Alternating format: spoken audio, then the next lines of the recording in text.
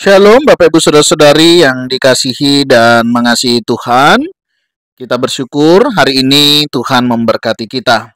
Sebelum kita membaca dan merenungkan firman Tuhan, mari kita berdoa. Tuhan, terima kasih. Kami bersyukur hari ini Engkau memberkati kami. Kami ada sebagaimana kami ada, semua karena berkat dan kemurahan-Mu.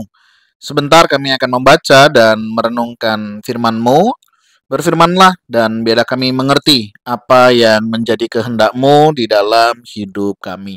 Kami berdoa di dalam nama Tuhan Yesus Kristus. Haleluya. Amin. Ayat bacaan kita hari ini terambil di dalam Roma pasal yang ke-15 ayatnya yang pertama. Kita yang kuat wajib menanggung kelemahan orang yang tidak kuat. Dan jangan kita mencari kesenangan kita sendiri.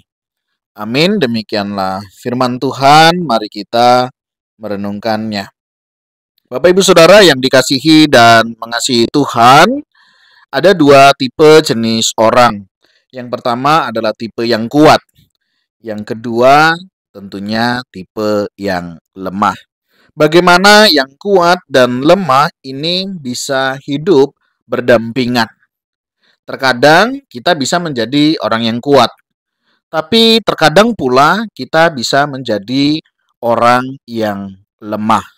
Dalam perjalanan kehidupan, tentu kondisi ini bisa silih berganti di dalam kehidupan kita. Ada waktu di mana kita bisa kuat menghadapi segala sesuatu, apakah itu masalah, apakah itu pergumulan, apakah itu tantangan kehidupan. Kita bisa saja melewatinya. Tetapi di lain waktu, di sisi yang lain, kita juga bisa menjadi orang yang lemah. Saat kita menghadapi pergumulan, kita bisa menjadi orang yang tidak berdaya. Ketika kita menghadapi permasalahan, kita bisa menjadi orang yang tak mampu rasanya untuk kita bisa menghadapinya. Dari sini kita bisa belajar bagaimana semestinya kita bersikap. Pada saat kita menjadi orang yang kuat, jangan pernah menjadi orang yang sombong. Ya, karena setiap kita juga bisa menjadi lemah. Jadi ketika kita menjadi orang yang kuat, mari kita menggunakan kekuatan kita, kemampuan kita untuk kita bisa menjalani dan mempertanggungjawabkan kehidupan ini dengan lebih baik. Kita bisa misalnya menolong saudara-saudara kita yang lemah. Dalam kelemahan tentu mereka sangat membutuhkan pertolongan. Nah, ketika kita diberikan kemampuan lebih oleh Tuhan, semestinya kita bisa hadir, kita bisa ada untuk membantu dan menolong mereka. Misalnya ada saudara kita yang mengalami kelemahan iman. Apa yang semestinya kita lakukan?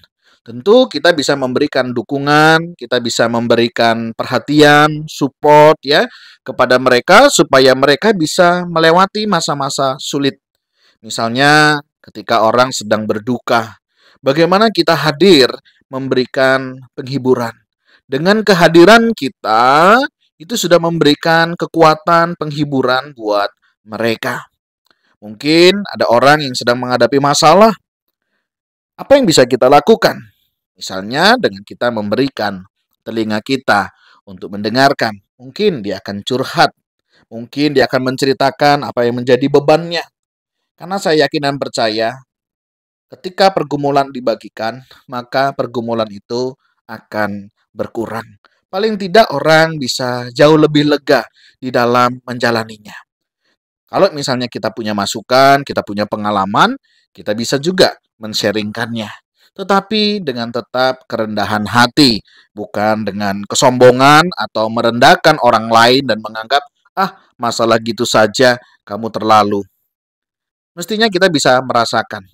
Karena kita pun bisa merasakan jika posisi kita juga di posisi yang sama. Belum tentu juga kita bisa lebih kuat ya dalam menghadapinya. Nah ini saudara ketika posisi kita ada di posisi yang kuat. Misalnya ketika Tuhan mempercayakan kita untuk kita boleh memiliki berkat yang lebih. Ya, kadang kan kita sudah minta cukup. Tapi kenapa Tuhan kok memberi kita lebih? Bisa jadi Tuhan mau pakai berkat lebih kita itu untuk membantu orang lain. Kita tidak tahu ya bagaimana Tuhan akan menggerakkan orang lain, kepada siapa Tuhan akan tujukan. Nah, saudara, kadang hal-hal ini bisa terjadi di dalam kehidupan kita. Bagaimana kita meresponinya? Bagaimana kita bisa mengerjakannya? Minta Tuhan, ya. Tuhan, ini aku ada berkat lebih. Kira-kira untuk apa ya? Tuhan mau kerjakan buat siapa? Saudara, kadang kita tidak tahu ya cara Tuhan memakai. Memang Tuhan tidak langsung mendatangkan berkat itu turun dari langit. Ya, biasanya Tuhan pakai untuk orang-orang tertentu ketika diberikan berkat lebih. Nah, lebihnya itu untuk siapa? Nah, di situ kita perlu bertanya, Tuhan, ini untuk siapa? Nah, saudara, saya percaya tidak ada yang kebetulan di antara kita ketika Tuhan memberikan kita berkat yang lebih. Tentunya Tuhan sedang mempersiapkan untuk kita boleh berbagi dan menolong orang lain. Nah, itu ketika posisi kita yang kuat. Dan mungkin ada hal-hal yang lainnya yang kita juga bisa kerjakan. Nah, bagaimana dengan posisi yang lemah? Nah, sebagai yang lemah nggak perlu minder. Ya, nggak perlu merasa dirinya ditinggal Tuhan atau Tuhan tidak mempedulikan kita. Tidak. Ada waktu memang Tuhan izinkan untuk kita menyadari bahwa kalau kita bisa melewati, kita bisa melaluinya, ini semua karena berkat dan pertolongan yang datangnya dari Tuhan. Mungkin ada di antara kita yang sedang mengalami kelemahan iman. Saya mau katakan bahwa mari kita lebih dekat lagi kepada Tuhan. Ya, makin kita sadar kita lemah, kita sadar bahwa kita membutuhkan Tuhan.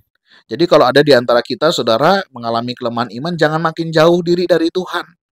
Ya, saya sering berjumpa dengan beberapa orang, kalau saya tanya, kok nggak ke gereja? Iya, Pak. Kenapa? Saya bilang, banyak kali dosa kami. Justru sebenarnya ketika kita menyadari kita adalah orang yang berdosa, kita adalah orang yang lemah, justru di sanalah kita mestinya menyadari bahwa kita butuh Tuhan. Bukan justru menjauhkan diri dari Tuhan, ya, atau menjauhkan diri dari ibadah, menjauhkan diri dari persekutuan, begitu ya. Jangan, ya. Justru kita semakin dekat supaya apa kita menyadari kalau aku bisa, aku mampu, aku bisa melewati semua ini betul-betul karena berkat dan kemurahan Tuhan. Nah, ini saudara. Jadi makin kita lemah, makin di sana kita sadar bahwa kita bisa itu karena Tuhan. Dan di sanalah kita terus hidup mau bergantung, berserah kepada Tuhan. Ketika kita lemah, tetap datang kepada Tuhan. Nah, ketika kita lemah, jangan sungkan juga. Jangan merasa rendah diri ya, tidak mau menerima bantuan, tidak mau menerima pertolongan dari orang lain. Jangan, kita perlu membuka diri kita. Supaya apa? Supaya berkat kasih karunia yang Tuhan kerjakan melalui orang lain, kita juga bisa terima. Ya, ada orang itu sombong, saudara ya. Sudah tahu hidupnya juga nggak mudah, hidup dalam kesulitan, tapi nggak mau menerima bantuan dari orang lain. Ada, saudara, ada ya. Jadi ada orang-orang tertentu kadang begitu. Nah, bagaimana kita saudara jangan merasa bahwa iman saudara menjadi lemah ya ketika saudara menghadapi pergumulan atau masalah kehidupan. Ada orang-orang tertentu itu kalau sakit begitu ya nggak mau kalau dirinya dikatakan sakit ya. Hidup dalam pergumulan nggak mau. Nggak apa-apa, saudara, kita perlu mengakui apa yang terjadi di dalam diri kita ya. Kita nggak perlu menutup-nutupinya. Semakin kita menutupi, semakin sakit rasanya nanti di dalam hidup kita. Ya, kadang kita perlu jujur dengan diri kita. Ya, kita juga perlu jujur dengan keadaan yang kita alami. Jika memang kita sedang mengalami sakit, bilang sakit, tidak apa-apa, saudara. Ya, ketika kita sedang mengalami kelemahan, tidak apa-apa. Bukan berarti orang yang lemah ditinggalkan Tuhan, tidak. Ya, ketika kita marah, kecewa, kesal, kita perlu mengakuinya. Sehingga ketika kita mengakuinya, kita menerima situasi kondisi seperti ini. Ya, bukan berarti orang kalau sudah, hidup di dalam Tuhan, nggak bisa marah. Bisa marah, tetapi kemarahan yang bisa dikontrol. Bisa kesel, bisa, tapi kekesalan yang tidak membuat kita sakit hati, kecewa sama orang. Kita perlu mengakui perasaan di dalam diri kita, sehingga kita juga bisa menerima keadaan diri kita dengan lebih baik. Ya, jadi sebagai yang kuat, mari kita topang yang lemah jangan sungkan, ya, kalau mendapatkan topangan dari yang kuat. Satu waktu kita bisa kuat, satu waktu kita bisa lemah. Nah, bagaimana kita menyingkapinya? Mari kita saling mengerjakan apa yang menjadi bagian kita. Tetapi jangan pula ya, kita memanfaatkan karena kita kuat, kita semena-mena ya. Atau sebaliknya yang lemah ya, menggunakan kelemahan itu menjadi sumber sumber daya ya. Karena kita lemah, kita bisa mencari sana, mencari sini, bantuan sana, bantuan sini itu juga nggak boleh ya. Jangan sampai kelemahan kita malah kita manfaatkan ya untuk sesuatu yang seperti itu. Orang sudah baik sama kita, jangan kita manfaatkan, ya. Mestinya kita saling menghormati, saling menjaga, berkat yang kita terima boleh senantiasa menjadi berkat. Mari kita berdoa.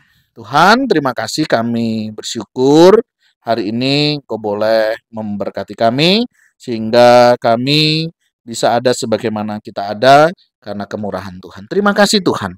Bersyukur Engkau mengingatkan kami bisa lemah, kami bisa kuat.